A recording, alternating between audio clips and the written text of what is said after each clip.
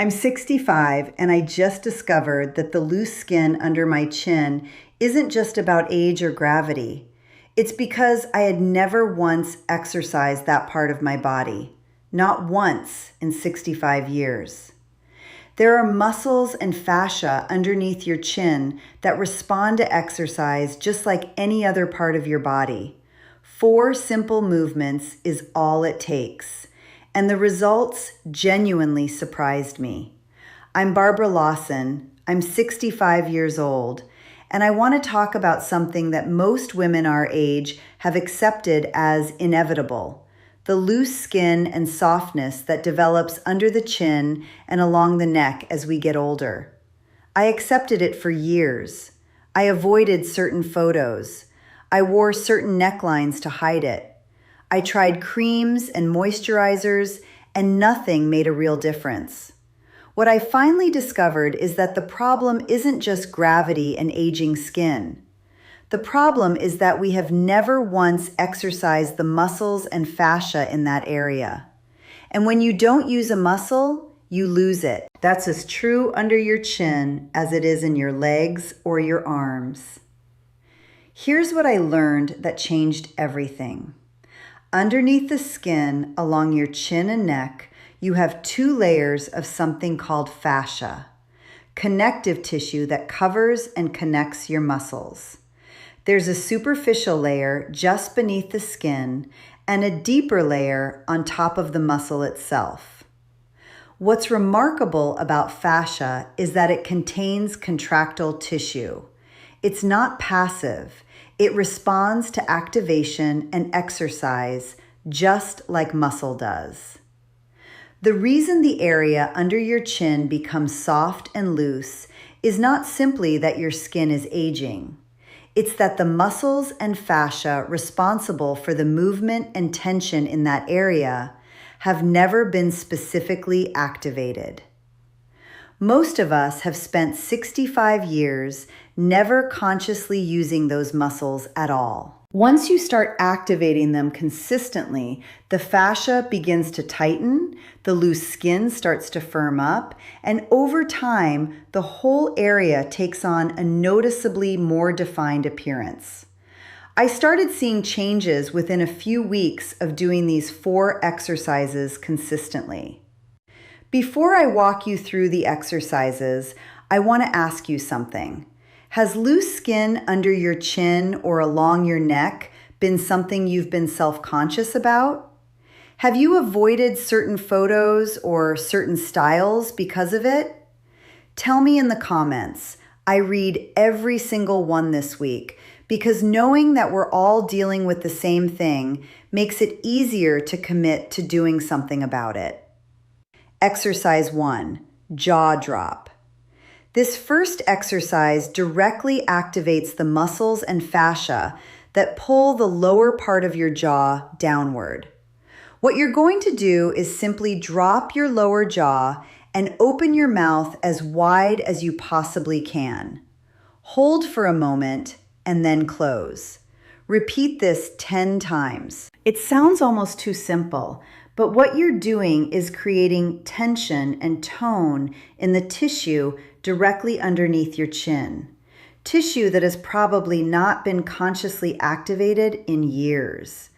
When you first try this, you may feel the effort in muscles you've never felt before in that area. That's exactly the point.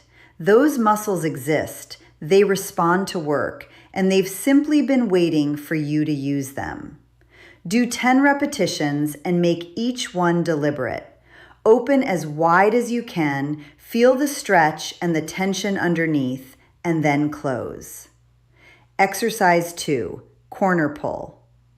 This second exercise activates slightly different muscles than the first one, focusing more on the superficial fascia just beneath the skin rather than the deeper muscles. What you're going to do is take the corners of your mouth and pull them outward and downward at the same time, essentially making a strong downward frown expression. This might look a bit unusual, and you may not want to do it in public, but what it does is engage the muscles and fascia slightly higher up in the chin area versus the lower neck.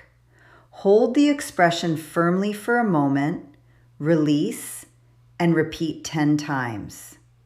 The combination of this exercise with the first one means you're hitting the tissue from 2 different angles, which creates a more complete activation of the whole area.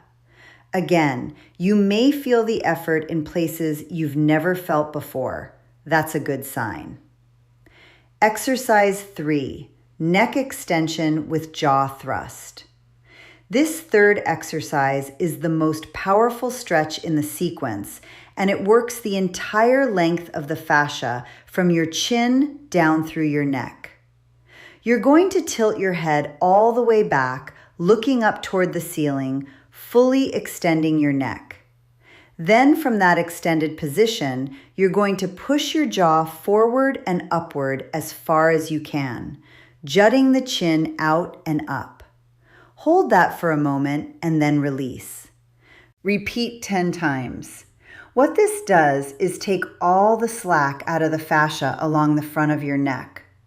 The fascia that runs underneath your chin doesn't just cover the chin area. It wraps forward under the bottom lip and connects into the face. By fully extending your neck and then adding that jaw thrust, you're creating the maximum possible elongation of that entire tissue. This creates length and tone simultaneously, which is what produces the firming effect over time. You'll feel a strong stretch along the front of your throat when you do this correctly. That stretch is exactly what you're aiming for. Exercise 4, neck flexion from lying down.